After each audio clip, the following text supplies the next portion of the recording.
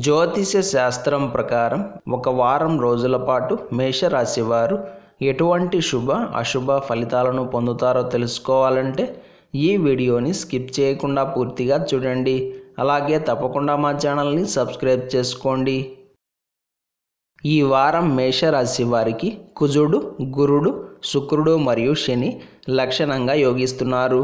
అయితే శుక్రుడు ఈ సమయంలో వక్రగతిలో సంచారం చేస్తున్న కారణం చేత మేషరాశి వారు తప్పకుండా ఆర్థికపరమైన అంశాల్లో ఖచ్చితంగా జాగ్రత్తలు పాటించుకోవాల్సి ఉంటుంది.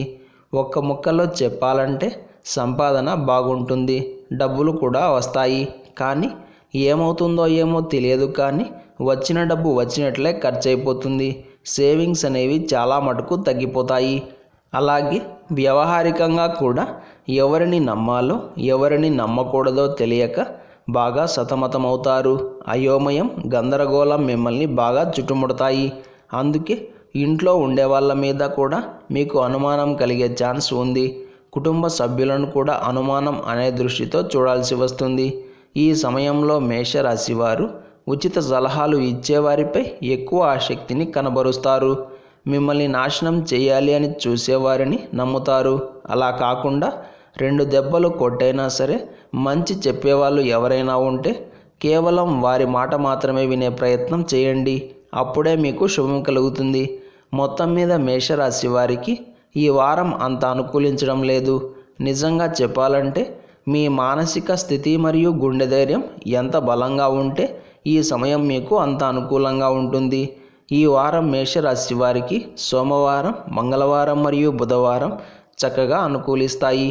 ప్రతిరోజు ఆదిత్య హృదయ స్తోత్రాన్ని పారాయణం చేయండి. ఆర్థికంగా అభివృద్ధి కావడానికి, లక్ష్మీ కటాక్షం పొందడానికి లక్ష్మీదేవికి సుగంధభరితమైన పుష్పాలతోటి, ఆకులతోటి అర్చన చేసి నెయ్యి దీపం వెలిగించి కనకదార స్తోత్రం పారాయణం చేయాలి. ఈ పరిహారం తరచూ చేసేవారు ఆర్థిక సమస్యల నుండి బయటపడగలుగుతారు. ఉద్యోగాలు సడన్గా పోకుండా ఉండడానికి, ఎలాంటి టెన్షన్ లేకుండా ఉద్యోగం సాఫీగా సాగడానికి, పై అధికారుల నుండి ఒత్తిడి లేకుండా ప్రశాంతంగా పనులు పూర్తి కావడానికి, ఇలా అన్నింటికీ ఈ పరిహారం చక్కగా ఉపయోగపడుతుంది.